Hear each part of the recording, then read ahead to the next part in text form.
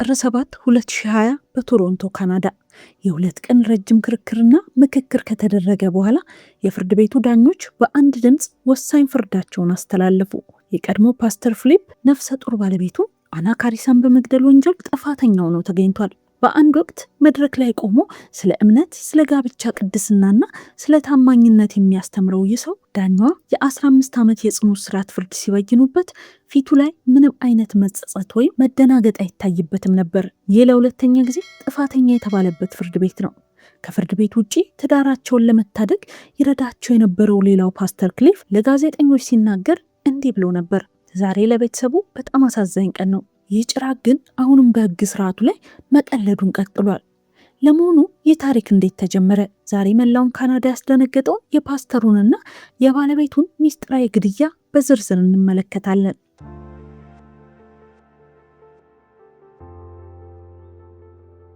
ታሪኩ የጀመረው በጥቅምት 17 2011 በስካርቦሮ ኦንታሪዮ በሚገኝ አንድ ቤት ውስጥ ነው።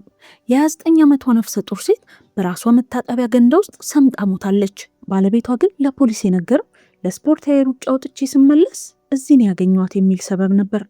ነገር ግን መርማሪዎች ወደ ውስጥ በቆፈሩ ቁጥር ነገሩ አደጋ ሳይሆን ሆን ተብሎ የተፈጸመ ወንጀል መሆኑን ጠረጠሩ። ይህች የተገደለችው ሴት አና ካሪሳ ትባላለች። ህዳር 10 1981 በፊሊፒንስ የተወለደች ሲሆን በ13 ዓመቷ በ1994 ከቤተሰቦቿ ጋር ወደ ቶሮንቶ ተዛወረች። ካሪሳ የሌሎችን ችግር ራሷ ተሸክማ ሌላውን ሰው መርዳት የምትወድ ልዩ ሴት ነበረች። ለዓመታት የቆየ የጉበት በሽታ ቢኖርባትም ለቤተሰቧ አትናገርም ነበር። በትምህርቷ በጣም ጎበዝ ስለነበረች በቶሮንቶ ዩኒቨርሲቲ በሰው ልጅ ባዮሎጂ እና አርኪኦሎጂ ድርብ ዲግሪ በክብር ተመርቃለች። በኋላም በትልቅ የኢንሹራንስ ኩባንያ ውስጥ በሂሳብ ተንታኝነት ስትሰራ ቆየች።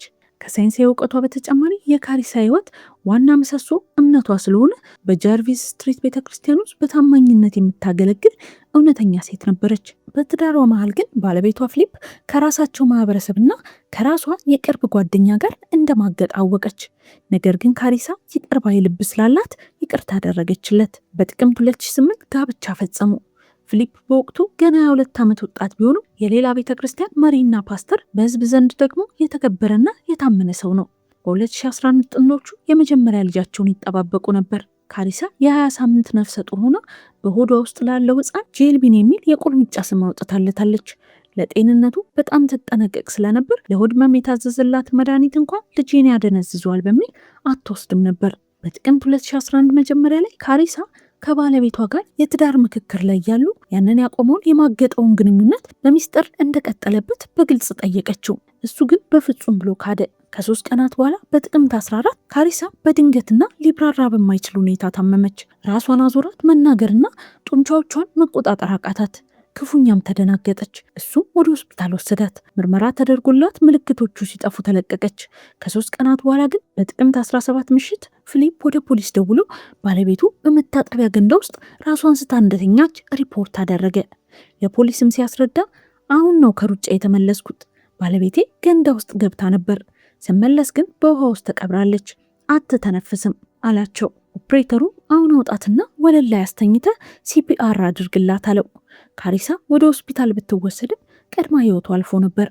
የ29 ዓመቷ ሴት የ20 ሳምንት ነፍሰ ጡር ልክ ከቀናት በፊት ሆስፒታል ውስጥ እንደነበረው አይነት የጭጋግና የንቃተ ህሊና ማጣት ውስጥ ሆና ነበር የሞተችው።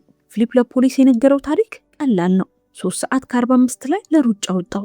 ከ1 ሰዓት በኋላ ስመለስ የመታጠቢያ ቤቱ መብራት በርቷል። ሳንኳኳ አልመለሰችልኝም። ስከፍተው ውሃ ውስጥ አገኘኋት አለ። የአስክሬን ምርመራ ውጤቱ ግን ሌላ እውነት አወጣ።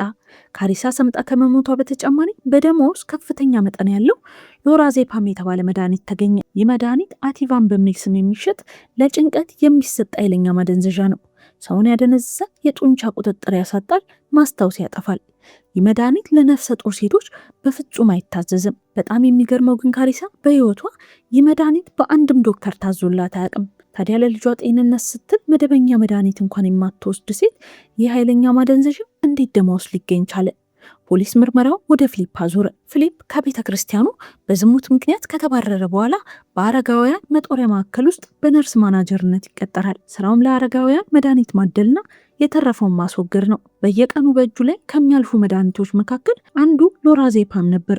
ቆይቶ መርማሪዎች የቤታቸውን የጋራ ኮምፒውተር ሲመረምሩ አስደንጋጭ ነገር አገኙ። በኮምፒውተሩ ላይ ሎራዜፓም ምንድነው፣ ምን ያህል መጠን ይገድላል የሚሉ ፍለጋዎች ተደርገዋል።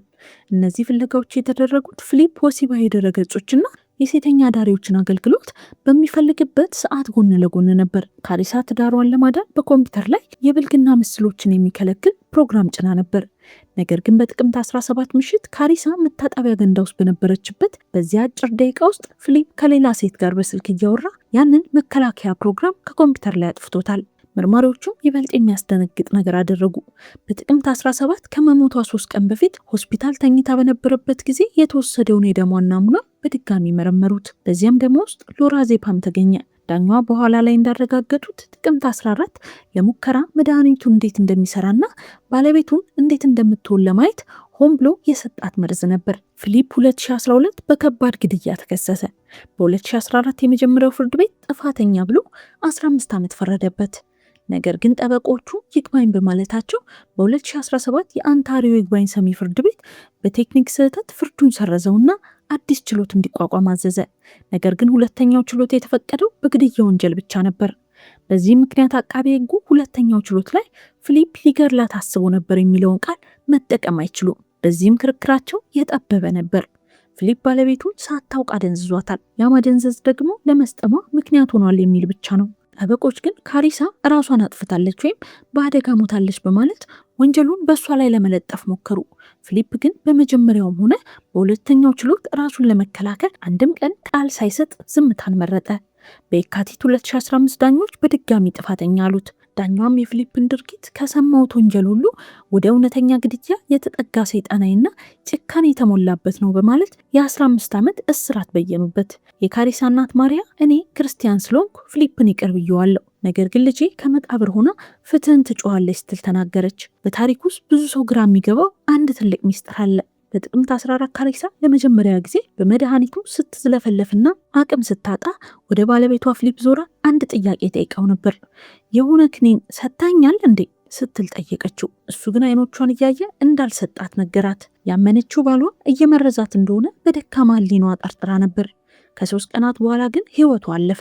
የ15 ዓመት እስራት ለዚህች ምስኪንና በሆዷ ላለው ሕፃን ህይወት በቂ ነው ትላላችሁ? ሐሳባችሁን ኮሜንት ላይ ጻፉልኝ። ቪዲዮ ላይክ እና ሰብስክራይብ በማድረግ ቤተሰብ ይሁኑ።